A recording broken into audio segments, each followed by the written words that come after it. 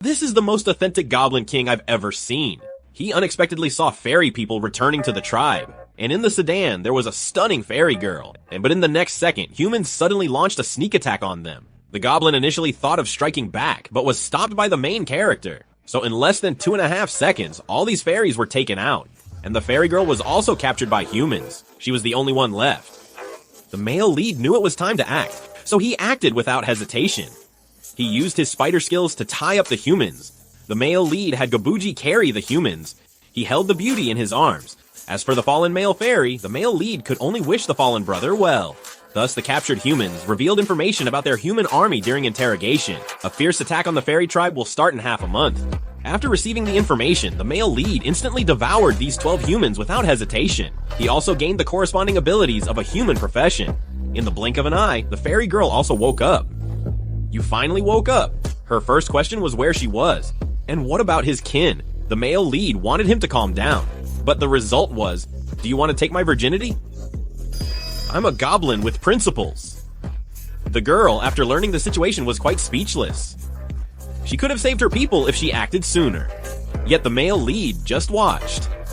This made her so mad that she began to punch his chest. But the male lead was honest. After all, it's a conflict between your kind and humans. He felt no obligation to help. There are also traitors among your people. Seeing each other heartbroken, the male lead didn't say much more. Let him stay here tonight and take her back tomorrow. Unexpectedly, Goblin Grandpa approached the male lead. He actually wants the male lead to give him the fairy girl. Absolutely do not harm her. You really are no fun, huh? The next day came. They arrived at the fairy tribe. What the hero never expected was that this girl was actually the daughter of the fairy chief.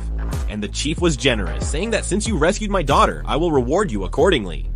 So he took out a treasured family heirloom, a bow that never misses. Seeing that the fairy chief was sincere, he informed the human army would attack in half a month and that he would help the fairies defeat the humans. As a return gift, the protagonist gave them various refined weapons. Just before leaving, the clan leader gifted the protagonist their homemade wine. After returning to the village, the protagonist drank all night. He felt the fairy clan leader was a good brother. In the blink of an eye, it was the next day. The protagonist was about to wake Gobu Mei when he found that his bedmate had awakened as a half-vampire sub-race. Moreover, even among the clan, 8 goblins evolved into mid-level demons. And Gobu Mei has now become a captivating beauty. This moment caught the clan off guard. Next, Gobujiang evolved into a half-demon. Her power is to break anything with strength. Then Gobuli evolved into a half-blood sword demon. Her ability allows blood to transform into weapons. However, the male lead was surprised that these evolved clan members also had totems similar to his. But if we fight against the human army, these won't be enough. So it's better to have more pieces. And to prepare for better battles, the main character gave the communication ear devices to everyone. But the imprisoned fairy girl refused to wear it. For them, wearing accessories on their ears is a major taboo. To protect them, the protagonist had to use a skill to make them obey.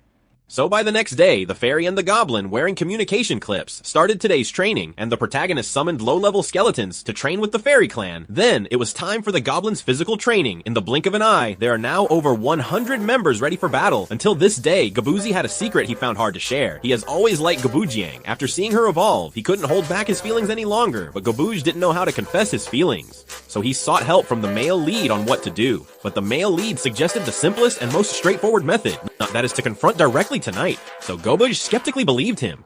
Until late at night, Gobuj called the other person to a small grove. After confessing to Gobuji, the other person agreed decisively. So the two spent the night working in the dark wind.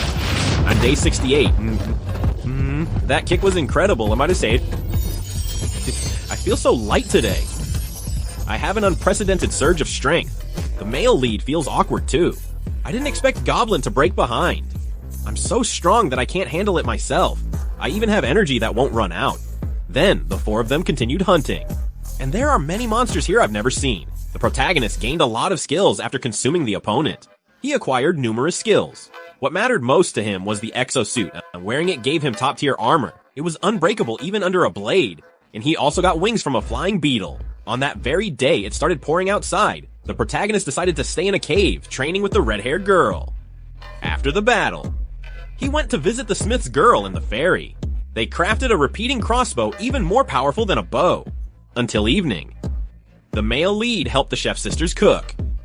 Next, he enjoyed the delicious food. Then he went to find the alchemist girl. She made a black skull spike for him. This ability immobilizes anyone it pierces. Treat it as me and use it wisely. I was drawn in by her unusual joke. And after that, why did you sneak in like this again? Until the 70th day. A group of fairies arrived at the door. They came on the chieftain's orders. It turns out the human army has begun attacking this forest. So the male lead gave them a communication device. Then he sent many blood clones to hide in every corner of the forest. Then the war horn sounded. Gather everyone.